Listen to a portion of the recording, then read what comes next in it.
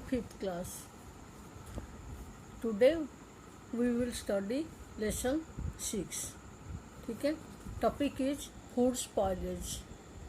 Food कैसे spoil होता है, मतलब ख़राब हो जाता है, बासी खाना जिसको हम बोलते हैं ख़राब हो जाता है, उसके बारे में ये चैप्टर है. तो फूड को कैसे कंजर्वेशन करेंगे, कैसे उसको बचा कर रखेंगे, किस तरीके से वो चैप्टर है ये. Have you ever eaten cauliflower parathas in the month of June or enjoyed the lady finger in winters? But is not a cauliflower a winter vegetable and lady finger a summer vegetable? आपको पता है ना, जो seasonal vegetables होते हैं, seasonal fruits होते हैं, गर्मी के दिन में अलग अलग तरीके से सब्जियां मिलते हैं, फ्रूट्स मिलते हैं. सर्दी के दिन में बहुत सारे सब्जियां मिलती हैं, मज़ा आता है ना. चाहे वेजिटेबल हो चाहे फ्रूट्स हो, सब सीजन के वाइज आते हैं मार्केट में. If your mother happens to cook something you don't like, you prefer to eat your chapati और पराठा विथ मैंगो पिकल और mango chutney. Things like tomato ketchup, squashes, jams, pickles etcetera are used all year round in our homes. ठीक है. जब कोई सब्जी, जैसे घर में बच्चे होते हैं, तुम लोग भी होते हो घर में, मम्मी ने कोई सब्जी बनाया, सब्जी देखकर तुम्हारा मुँह टेढ़ा मेढ़ा कर देते हो, पसंद नहीं आती है वो सब्जी खाने के लिए.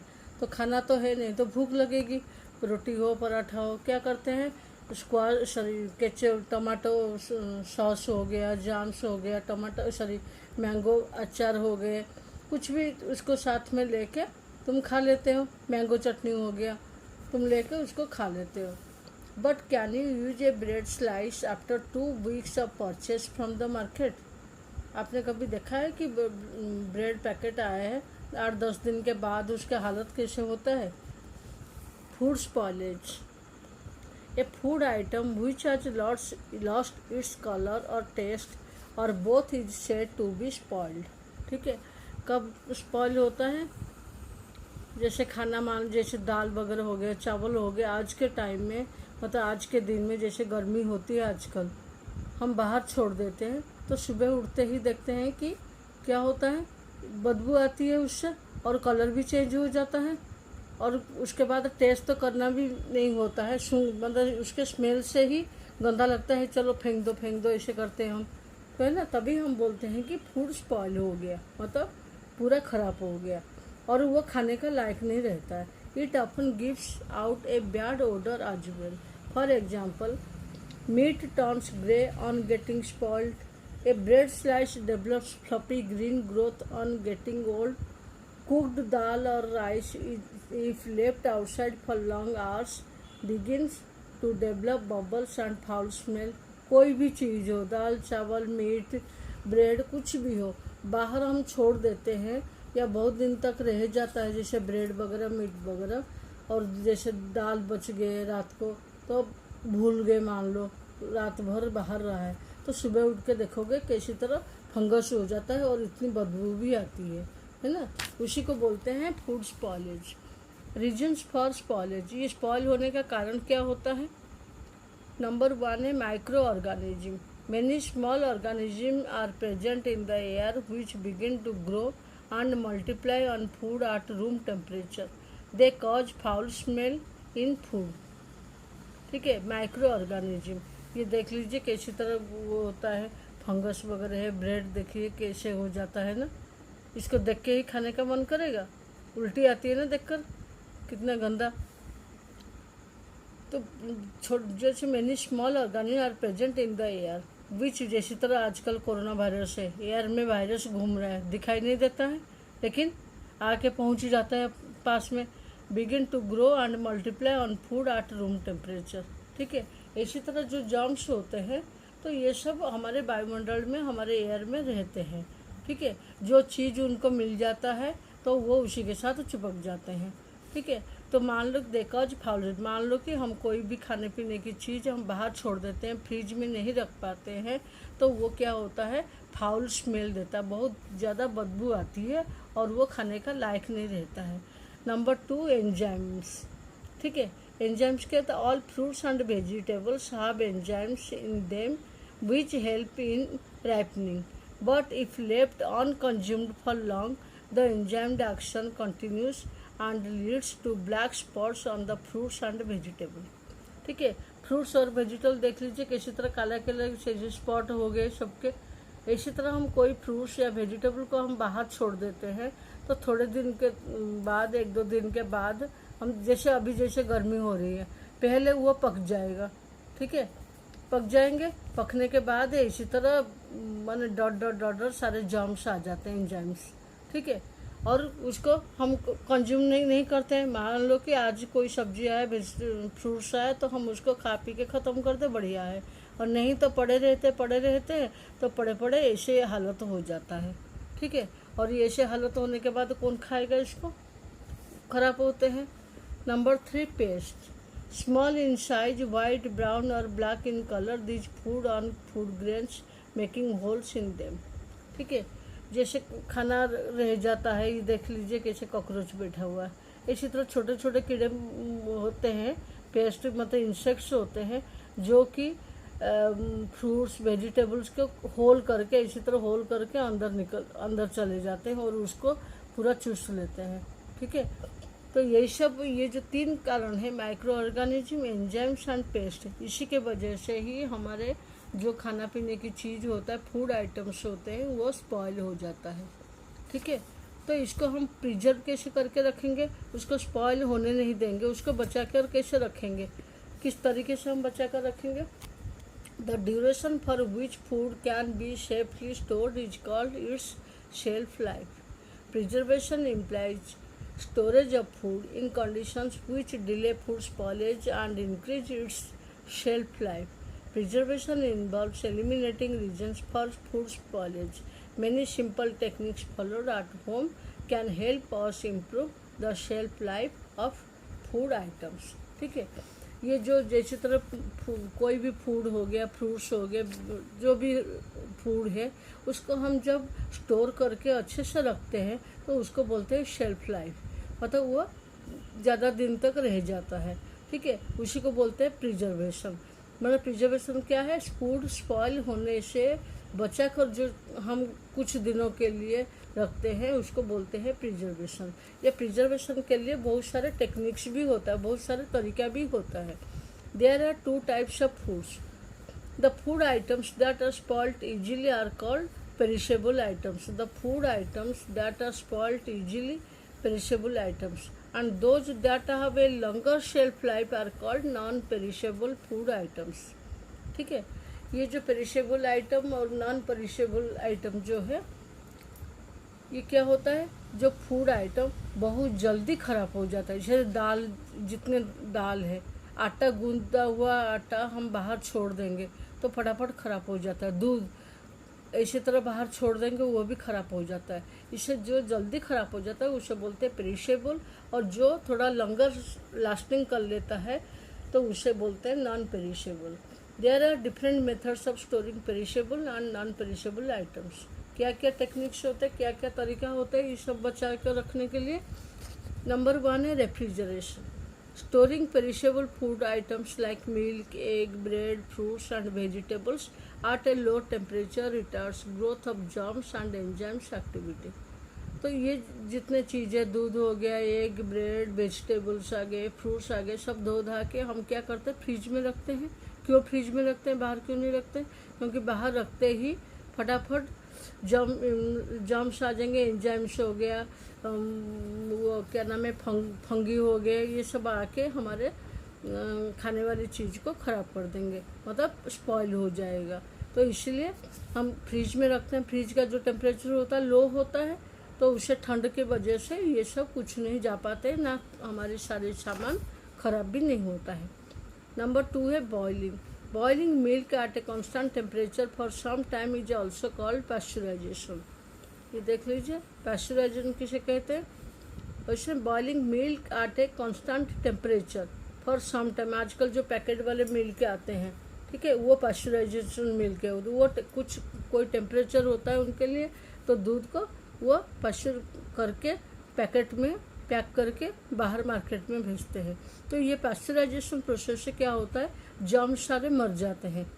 फिर हम घर में भी उबालते हैं, है ना, और बैक्टीरिया ग्रोइंग इन इट, जो जर्म्स बैक्टीरिया उसमें होते हैं वो गर्म करने के बाद, उबालने के बाद वो ख़त्म हो जाते हैं। It was developed by a scientist called Lewis pasture. ये जो पास्चराइजेशन मेथड है वो किसी ने आविष्कार करा था, लुईस पास्चर एक साइंटिस्ट है, उन्हीं के नाम से पास्चराइजेशन रखा गया। ठीक है। Foods are also pressure cooked to destroy germs so that the food last longer. जो फूड्स जो खाना बनाते हैं हम अच्छे से उबाल के खाते हैं, also pressure cooked to destroy, तो ज़्यादा उबाल देते हैं तो उसमें जो भी रह जाता है जर्म्स वगैरह वो सारे ख़त्म हो जाते हैं। ठीक है। बॉइलिंग का ये हो गया। नंबर 3 है dehydration. It means removal of moisture as in case of pulses and food grains. Dehydration मतलब it means removal of moisture, dry and clean storage further avoid spoilage. Papads are also made by sun drying. ठीक है। Dehydration मतलब कोई भी चीज़, खाने की चीज़, उसमें से पानी जो लिक्विड होता है, मॉइस्चर होता है, वो ख़त्म हो जाना चाहिए। मान लो कि जैसे अचार वगैरह है, घर में अचार बनता है तो उसमें मान लो कि कोई 2 बूंद पानी गिर गया तो सारे अचार ख़त्म हो जाएंगे, क्योंकि उसको कितने तरीके से उसको धो के सुखा कर फिर आम को बनाते हैं, नींबू के बनाते हैं, है ना। तो बिल्कुल उसमें पानी, जो पानी बिल्कुल नहीं रहना चाहिए, उसका मॉइस्चर को सुखा कर जो काम करते हैं उसको बोलते हैं डिहाइड्रेशन। तो ये सब कैसे होता है? पापड़ बनता है घर में, है ना, आलू चिप्स बनते हैं, बिना उसमें बिल्कुल एक बूंद भी पानी नहीं रहता है ना, तो सुखाकर उसको डब्बे में बंद करके रखते हैं, है ना, और सुखाते हैं, पापड़ वगैरह सुखाते हैं, चिप्स भी, आलू चिप्स बनाते हैं सुखाते हैं, बड़ी वगैरह बनाते हैं सुखाते हैं। नेक्स्ट है यूजिंग प्रिजर्वेटिव। प्रिजर्वेटिव क्या होता है? Excessive salt and oil as in pickles and chutneys, sugar as in jams, squashes और murabbas, prolong shelf life of food items. ठीक है। ये जितने सारे अचार हो गया, जाम हो गया, स्क्वाश हो गया, मुरब्बा बनता है, आमले की मुरब्बा वगैरह खाते हैं ना बनाकर, तो ये सारे चीज़, इसमें क्या होता है? प्रिजर्वेटिव क्या डालते हैं? सॉल्ट और शुगर, ये 2, सॉल्ट और oil.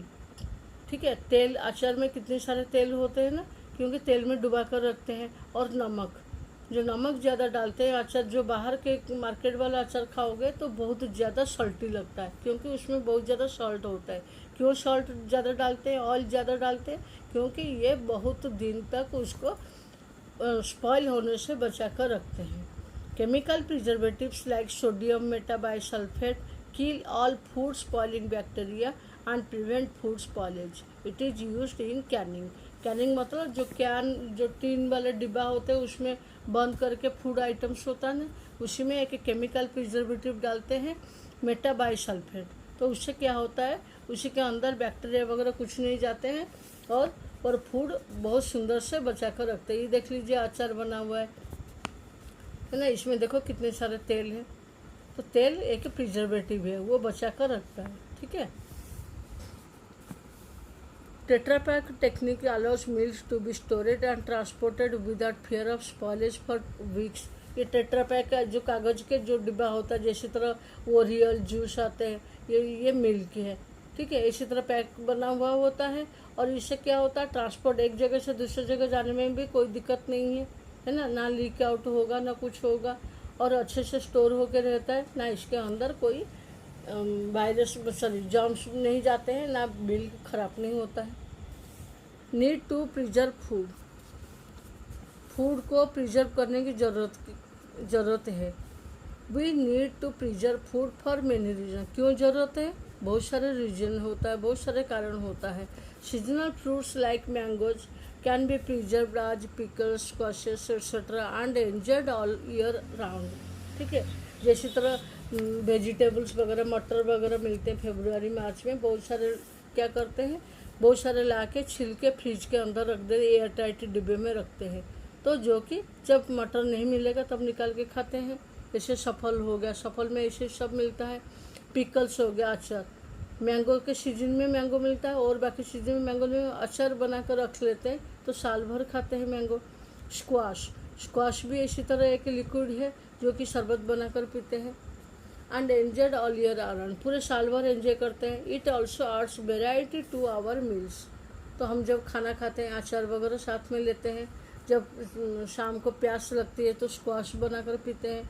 Preserved food can be enjoyed in places where the fresh fruits और वेजिटेबल्स आर नॉट अवेलेबल। ठीक है, जहाँ पर फ्रेश फ्रूट्स और वेजिटेबल्स नहीं मिलते हैं तो वो लोग ज़्यादा प्रिजर्व फूड खाते हैं। ठीक है, for example providing mango pickles in the cold Himalayan mountains. जैसे मैंगो पिकल तो हर जगह की फेवरेट है ना, तो सबके घर में मैंगो पिकल्स होते हैं। मैं तो आम का अचार सब बनाकर घर में रखते हैं।